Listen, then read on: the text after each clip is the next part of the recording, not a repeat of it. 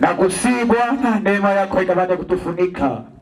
Kila ambaye Mungu umempa neema na kibali kufika mahali hapa, ukamchalie badiliko la kweli, ukamchalie neema ya wokovu, maana ni wewe Mungu unaishi. Damu yako Yesu Kristo ikapafunike mahali hapa, na kipindi hiki nakifungua kwa jina na damu ya Yesu Kristo. Nimeomba na kushukuru. Amen.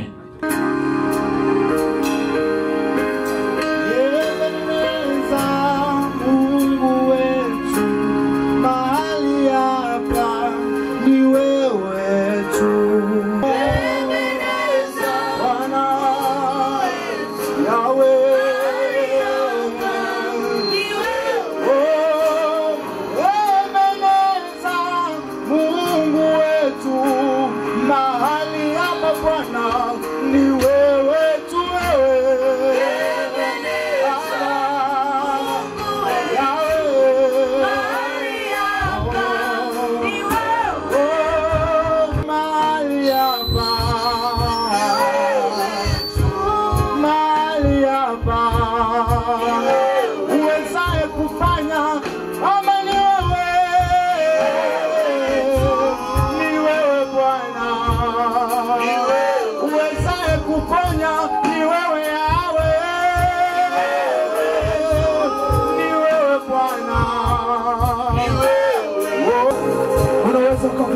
macho kwa Bwana.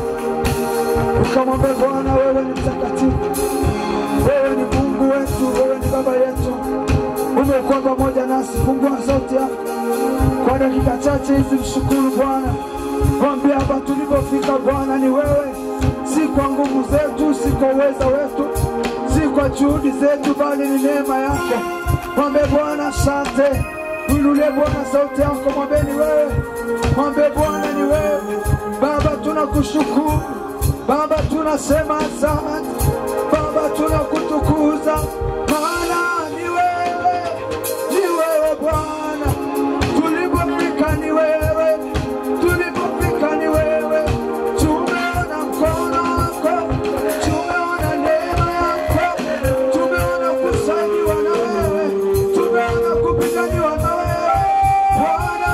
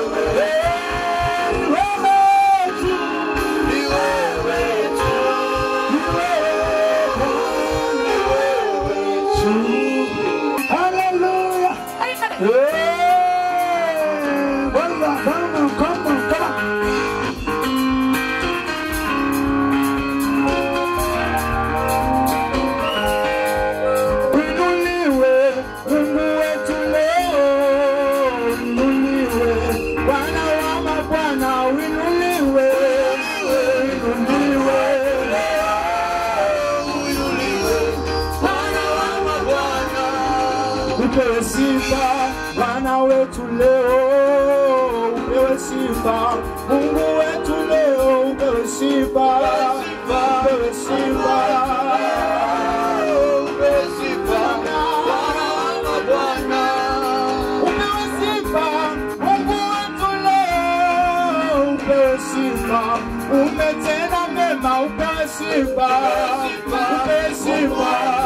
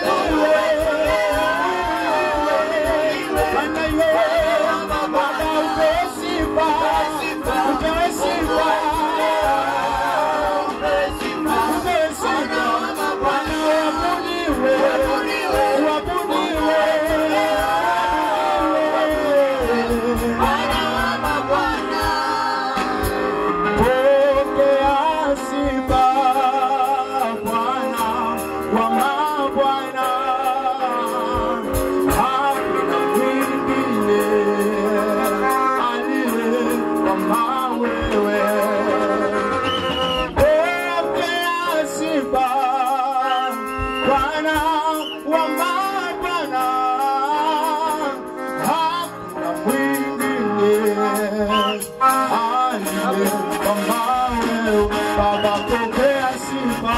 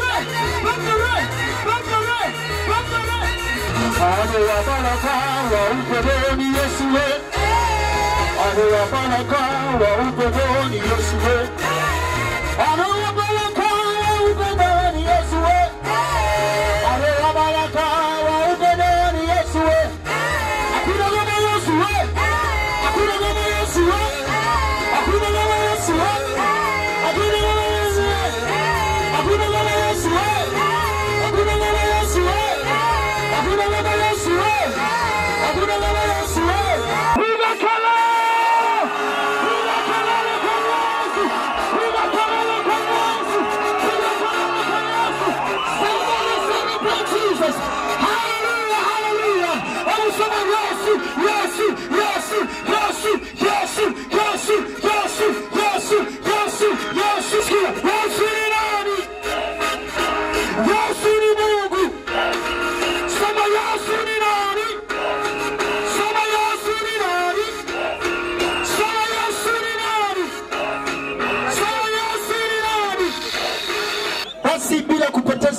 ninaenda kumleta kwenu, naye si mwingine bali mtumishi wa Mungu kutoka Iringa mjini, na si mwingine bali Samson. Bila kelele kwa Samson.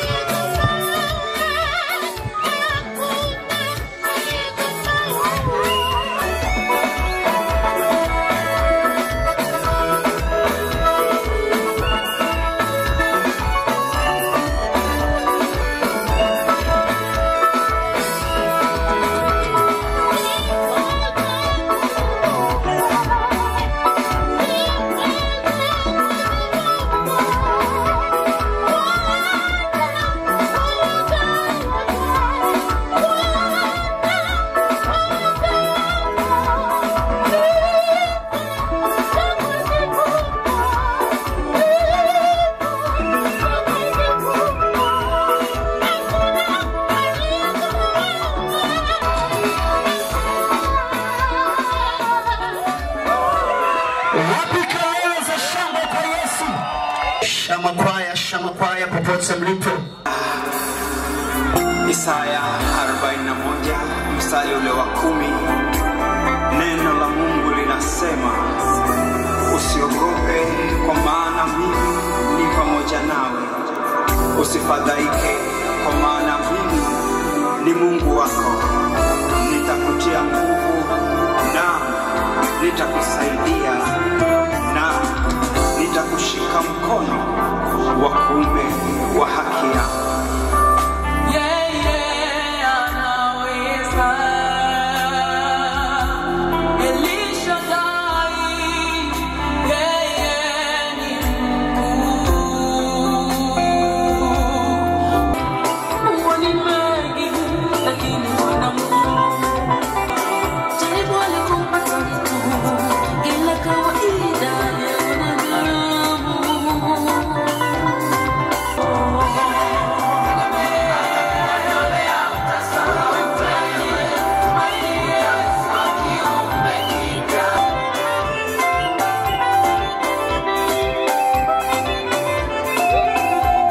Ongeza tena makofi na vigelegele kwa Yesu. Ongeza tena makofi na vigelegele kwa Yesu. Enjoy your melodies.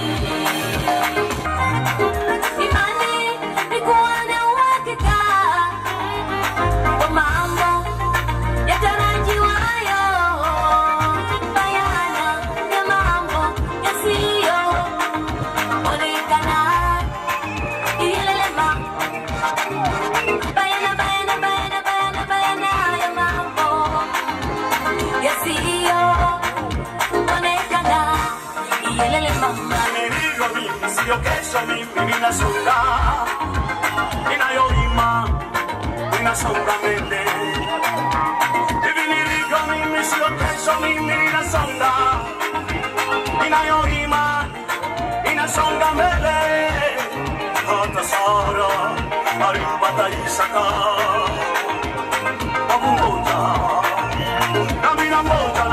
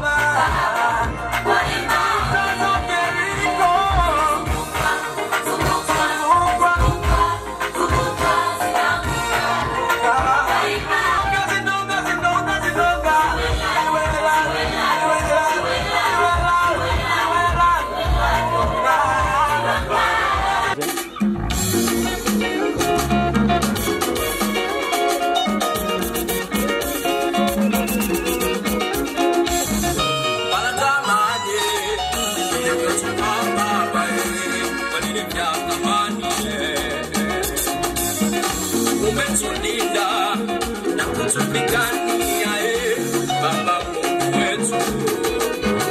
Toba naye tunaiba na kukutukuza.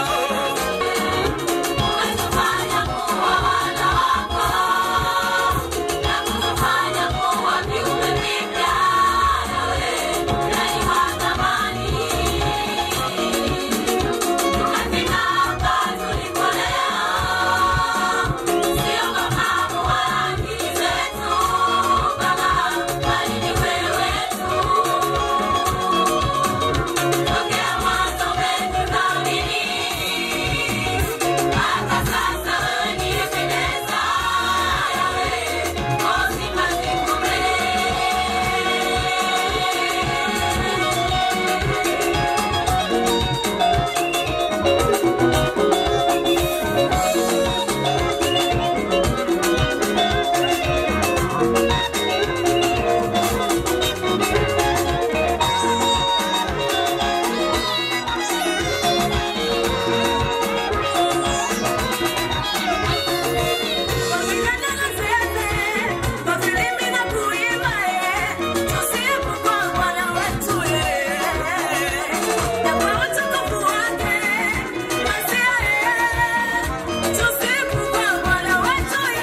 Na mamlaka tunalisifu jina lake.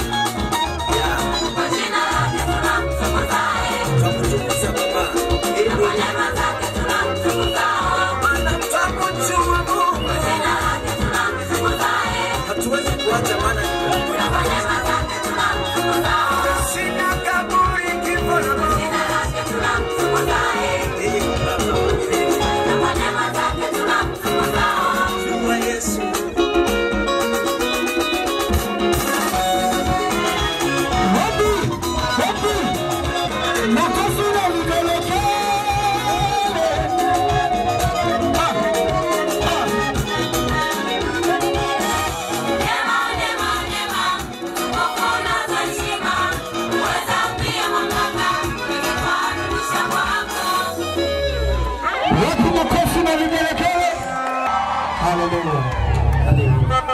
Ongeza makofi mengi kwa Yesu.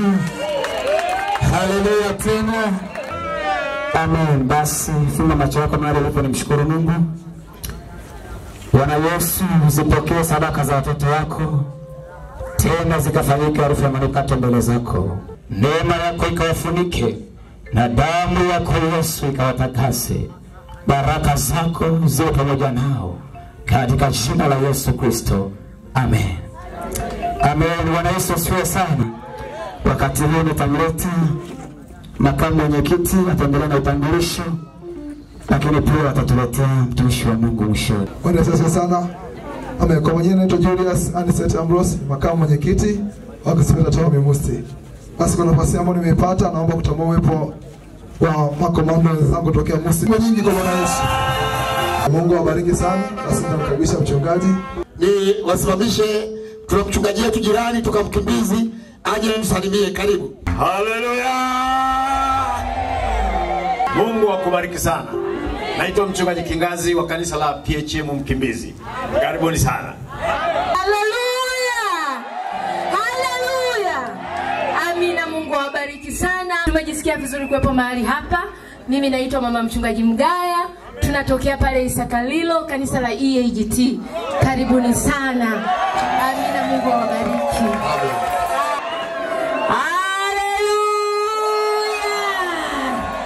Kwa majina naitwa mama mchungaji Msigwa Malaki, na huyu hapa ndio mtumishi wa Mungu, mume wangu, baba watoto wangu. Tunamshukuru Mungu kwa kuwepo mahali hapa. Haleluya. Simama juu kwa miguu yako mahali ulipo. Funika macho yako nikaombe. Baba, katika jina la Yesu Kristo wa Nazareti, Bwana tunamwinua sasa yule mjumbe wako na mjakazi uliomtuma kwa ajili ajili ya ujumbe wako jioni ya leo.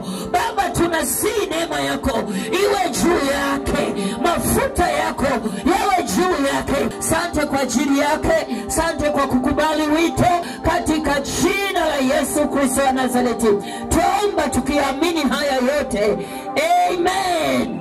Bwana Yesu asifiwe. Naomba nitumie protokoli kidogo za kijeshi. Bwana Yesu asifiwe.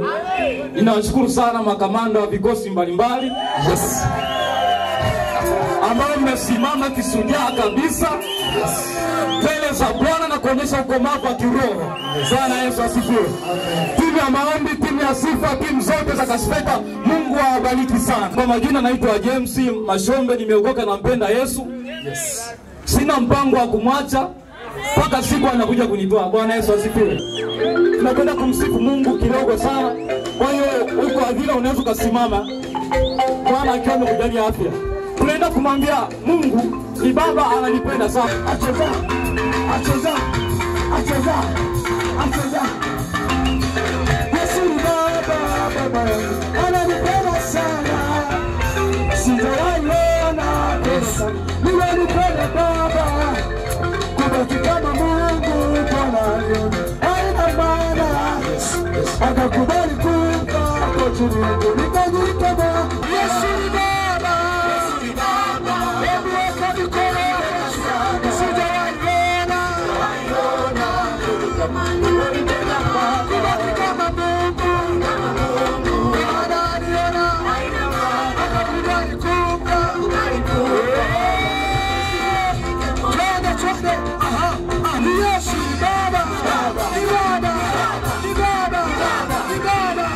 Ni Baba. Yesu ni Baba. Ni Baba. Ni Baba. Ni Baba. Ni Baba. Ni Baba. Na hao wakaji tena.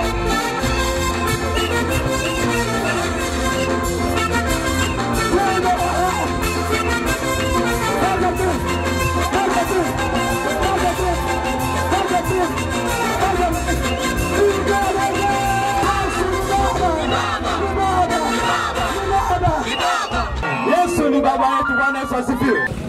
Somo letu nanga katika siku ya leo ni rudi nyumbani kwa baba yako. Kama vile ambavyo tumepata kuimba wimbo huu kwamba Yesu Kristo ndiye baba yetu. Na kama Kristo Yesu ni baba yetu, basi ameniagiza kama mjumbe wa Agano Jipya, kama vile alivyomwagiza Yesu Kristo kuja kuweza kutuokoa sisi wanadamu na dhambi zetu. Bwana wa majeshi aliye hai ameniagiza kama mjumbe na kupiga kelele kusema kupitia sauti ya Roho Mtakatifu, waambie watu wa Mtuvila ya kwamba mimi nipo karibu na wokovu wangu unakaribia kuja. Ni lazima kila kiumbe, lazima kila taifa liamue kumgeukia Bwana wa majeshi. Rudi nyumbani kwa baba yako. Bwana Yesu asifiwe. Tangu mwanzo Mungu anamuumba mwanadamu katika bustani ya Edeni.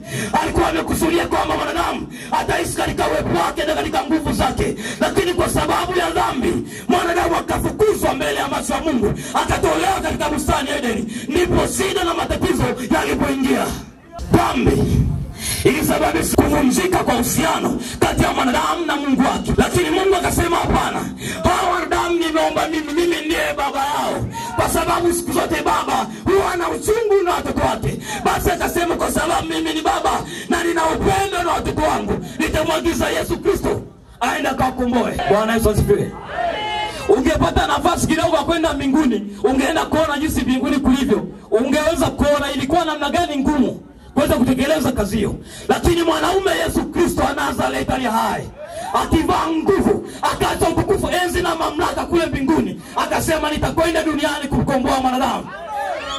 Bwana Yesu asifiwe. Akatundikwa msalabani kwa aibu, akapigwa, akafa. Siku ya tatu mwanaume akafufuka na mamlaka. Bwana Yesu asifiwe. Hivyo kupitia mauti na kifo cha Yesu Kristo, amekwisha kutununua sisi wanadamu kwa damu yake ya thamani. Damu ile kifalme ikatununua, kwa sababu haikutosha ile damu za mbuzi na kondoo kuweza kutununua. Bwana Yesu asifiwe.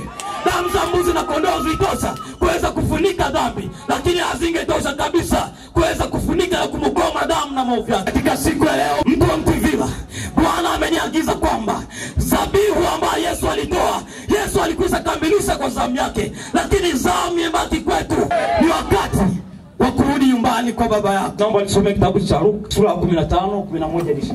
Akasema, mtu mmoja alikuwa na wana wawili. Yule mdogo akamwambia babaye, baba, nipe sehemu ya mali inayoniangukia. Akawagawia vitu vyake. Hata baada ya siku si nyingi, yule mdogo akakusanya vyote, akasafiri kwenda nchi ya mbali. Amen. Ishia hapo kwanza. Amen. Huyu ni Yesu Kristo alikuwa akitoa mfano juu ya mtu mmoja aliyekuwa na wana wawili.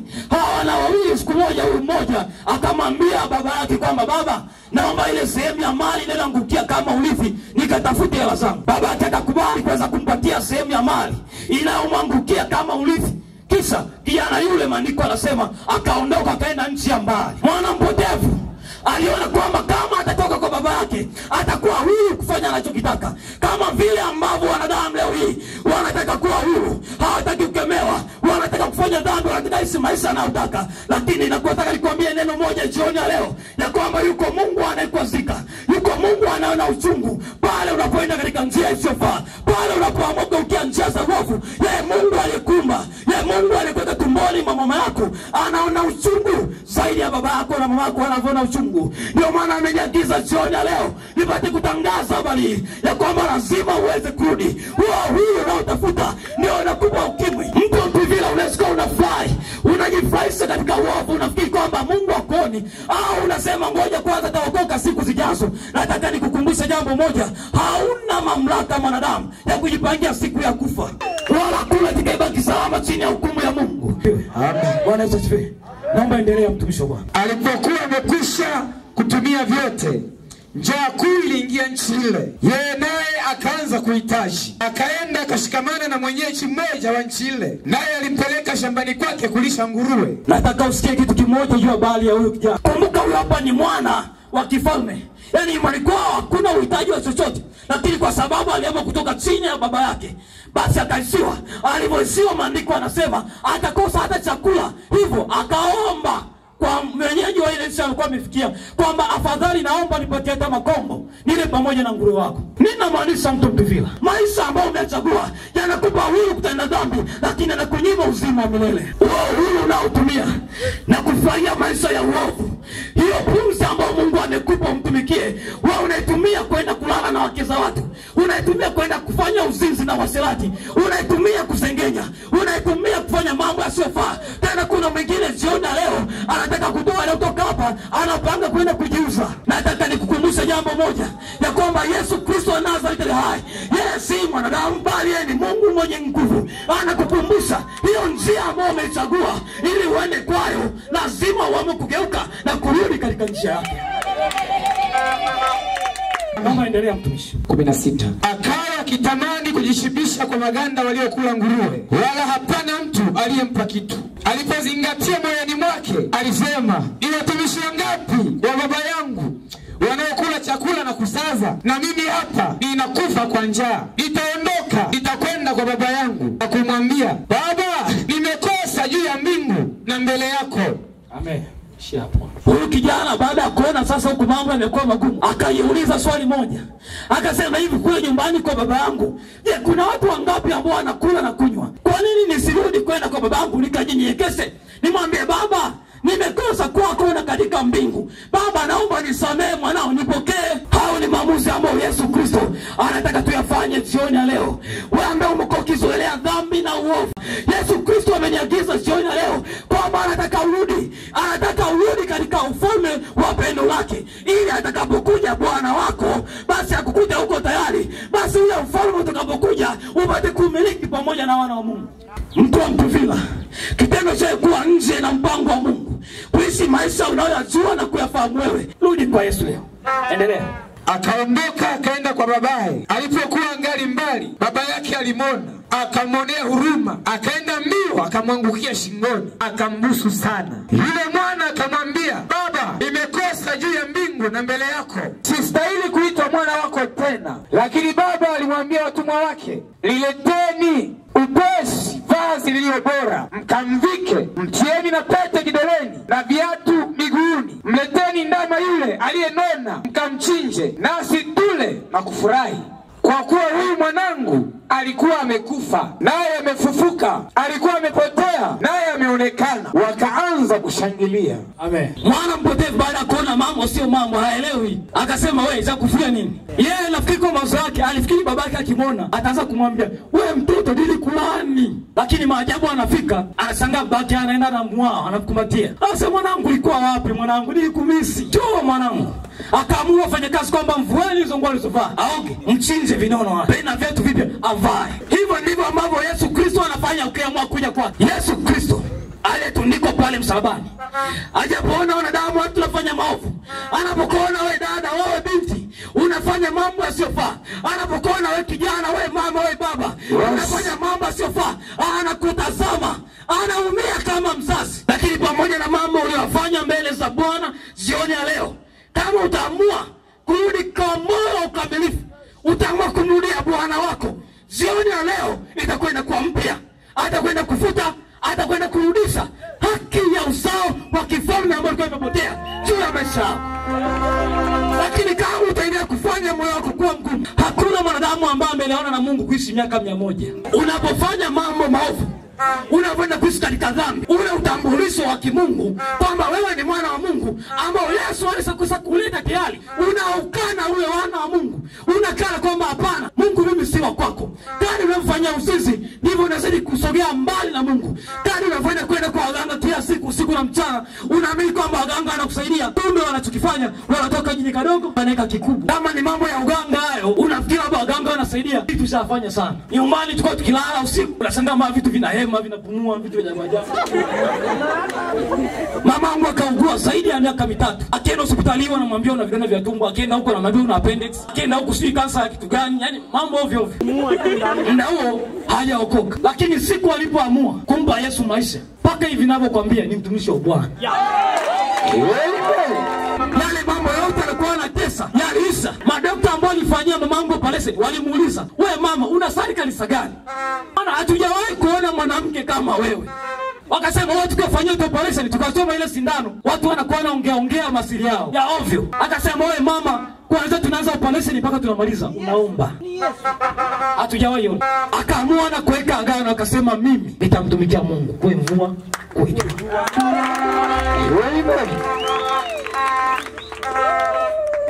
Nilipoamua kumpa Yesu maisha yangu, haikuwa rahisi. Vita ilikuwa toka kila hapa. Ukienda kwa ndugu, nakwambia ati umefanyaje?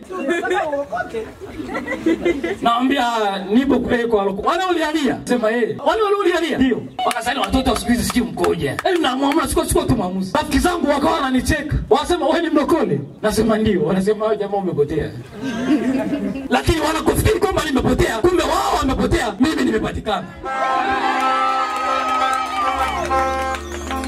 Tangu nilipoamua kurudi nyumbani kwa baba yangu, kila kitu is under control. Hakuna kitu kinashindikana ukiamua kuja kwa Bwana. Ulikuwa muovu, mchafu, ni sawa, ni kweli, lakini kwa Bwana wa majeshi, mtu atumkubali Yesu Kristo, tazama yote ya kale yamepita, tazama ni kwa mpya. Kuanzia sasa utakusote kwa Bwana wa Mungu. Uliza sinyema moja, wamejaribu wache kuniua mara kadhaa, lakini kwa sababu ya Bwana huyu unayemwabudu, huyo ambaye wewe unamkataa, unaenda kwa Kalumanzila, anakuchanja, unavua suruali, anakuzalilisha, unakubali. Anakuzalilisha shetani. Lakini kwa Yesu, waganga hatuendi, hatuhangaiki na wachawi, hatuhangaiki na vizu vimondo, sijui vitu gani, hatuhangaiki navyo. Sisi kazi yetu ni moja, kumsaka Bwana, nguvu zake ni kuomba na kufunga. Tunasifu kwa Bwana, yes. Tunacheza kwa Bwana, yes. Tunafurahi kwa Bwana, yes. Kwa Bwana. Hakuna kitu ambacho hakipo ndani ya Yesu. Tunasema kwamba eti unafuata la duniani, unafuata la duniani. Hizo sherehe hizo nisacheza pia. Vigodoro, mambo yote ambayo katika dunia yana lengo la kumpoteza mwanadamu asiye na baba yake Yesu Kristo. Ujapozoea dhambi mbele za Bwana, anakuhesabu kama umekufa. Lakini kama utaamua kurudi, kama vile ambavyo baba alimwambia mtoto wake kwamba ulikuwa umekufa lakini sasa umekuwa hai, basi utakuwa hai. Haijalishi wewe ni nani wa cheo gani, kama huna Yesu ndani ya moyo wako, wewe umekufa huko unatembea. Wewe ni mfu, lakini ukimpokea Yesu Kristo atakufanya kuwa hai, tena hai kweli kweli. Ukiwa nje ya baba yako, una hofu ya kunyongwa na wachawi, una hofu za kila namna, lakini kwa Yesu hatuna hofu na mashaka. Jioni leo amua kurudi mbele ya baba yako anayekupenda. Yesu Kristo ndiye mwenye upendo wa kweli. Yesu Kristo ndiye atakayekokoa na adhabu ya kaburi, kwa sababu ile siku inakimbia, inakuja haraka. Usipotengeneza na Mungu leo, usipompokea leo, atakukana mbele za baba yake, utakosa fungu katika ufalme wake, utatupwa katika ziwa la moto la kiberiti. Usiogope hao mwili.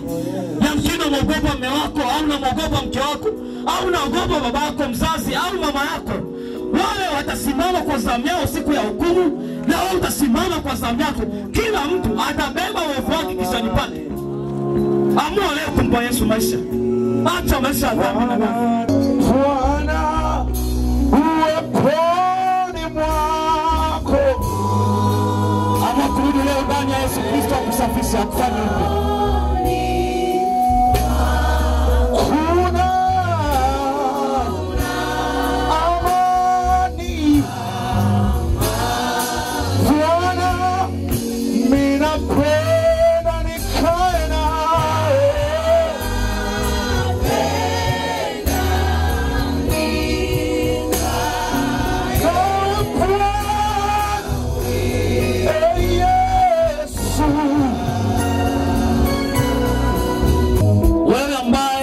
Unasema jioni ya leo nataka nimpokee Yesu Kristo kwa Bwana mwokozi wa maisha yangu, naomba usogee mbele, naomba sogea hapo. Lakini kuna mwingine ambaye unaona kwa namna moja ama nyingine mambo yako na Mungu hayako sawa, naomba sogea hapo upande huu.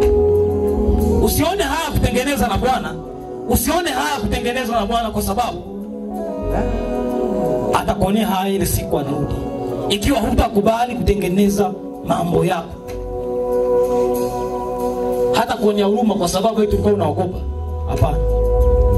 Wewe ambao una shida mbalimbali, una magonjwa, unaumwa, kuna jambo linakusumbua. Inawezekana ikawa ndoa, inawezekana ikawa ni maisha, inawezekana ikawa ni ugonjwa fulani umekuwa sugu. Naomba sogea mbele, nyosha mikono yako juu. Watumishi wa Mungu watakuombea. Usibaki na ugonjwa wako, sogea mbele. Mwana mpotevu alipogundua ya kwamba kule alipoenda ni mahali ambako siko, alikimbilia nyumbani. Rudi nyumbani siku ya leo. Kuna uponyaji, kuna muujiza wako. Inawezekana umeteseka sana, inawezekana umehangaika sana. Siku ya leo Mungu anaenda kuachilia neema juu yako. Mungu anaenda kuachilia uponyaji juu yako.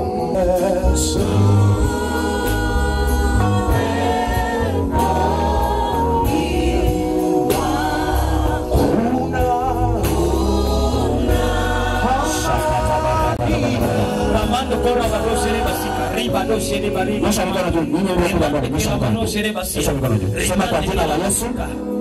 Sema kwa jina la Yesu. Kuanzia leo hii Mungu napokea kufunguliwa. Nimekuamini wewe, siku ya leo unaenda kunifungua. Unaenda kunitoa kwenye hiyo changamoto kwa jina la Yesu. Katika jina la Yesu Kristo, pokea uponyaji kwa jina la Yesu. Kila nguvu zote, kila nguvu zote, nguvu za giza katika ukoo wao, nguvu za giza katika ukoo wenu, katika jina la Yesu naangamiza katika jina la Yesu Kristo. Tunataka tuombe na watoto. Nataka tuombe watoto kwa sababu kwa jina la Yesu Kristo. Haya, nyinyi mnazeka, watoto ndio watakuwa wamiliki wa mji. Maana yake nini?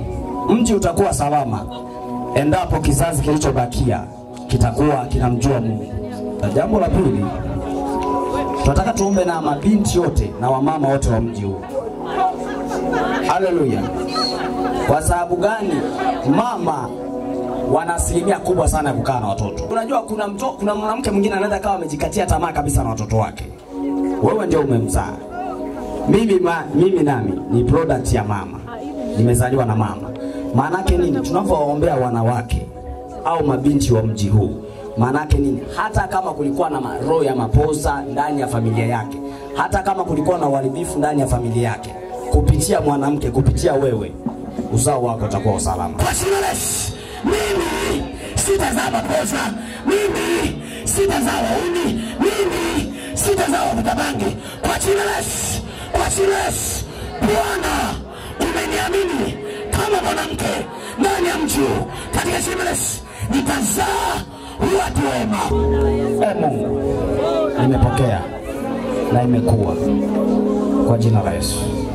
Kwa jina la Yesu. Uzao wangu kuanzia sai umebarikiwa kwa damu ya Yesu.